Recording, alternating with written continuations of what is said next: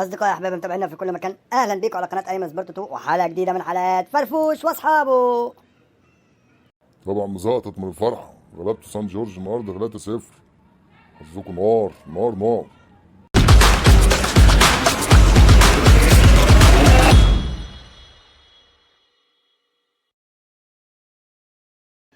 نار إيه وبطيخ إيه بس يا عم كوتش؟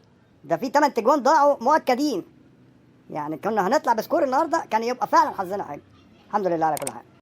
الحمد لله الأهلي فاز النهارده على سان جورج الأثيوبي 3-0 وبداية قوية في المشوار الأفريقي. احذر يا كوتش. احذر ايه؟ احنا بنلعب في الكونفدرالية، ما بنلعبش في ابطال افريقيا. يلا مبروك يلا. يلا كالعادة بتقولها من ورا قلبك. نبتدي بقى بإمام عاشور. إمام عاشور بدع في الماتش. الواد ده لمسته حلو في الكورة، وعنده كور طولية من نص الملعب بيوصل بيها المهاجم للمرمى على طول، ودي ميزة حلوة في امام عاشور، ودي هتفرق جامد مع الاهلي. يعني الاهلي عنده لاعب في خط الوسط بينقلك من الدفاع للهجوم في ثانية. بس مش عارف ليه يا أخي كولر طلعه بدري قوي، كان يسيبه شوية. يعني إيه المشكلة ما يسيبه لما يكمل الماتش؟ كولر تفكيره حلو، عايز من بداية الموسم عايز الفرقة كلها رجليها في الملعب.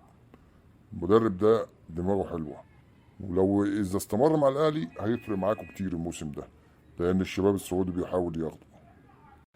لا ما تقلقش يا كوتش، هو اتعرض عليه فعلا وبعرض مغري مبلغ كبير ورفض، عايز يكمل في الأهلي ومكمل معانا لغاية 2026 إن شاء الله.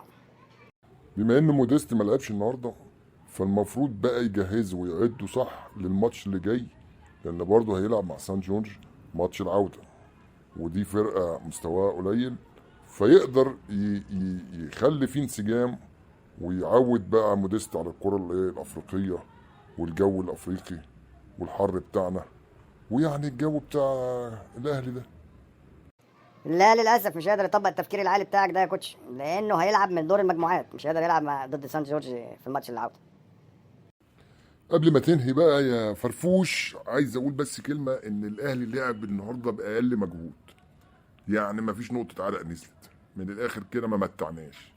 أجوان كتيرة ضايعة وجابوا 3 أجوان، بس المستوى أقل من المتوسط.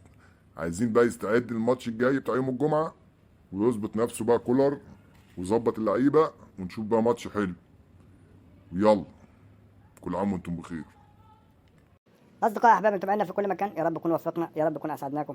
ما تنسوناش باللايك والاشتراك في القناة، وانتظروا حلقة جديدة من حلقات فرفوش وأصحابه.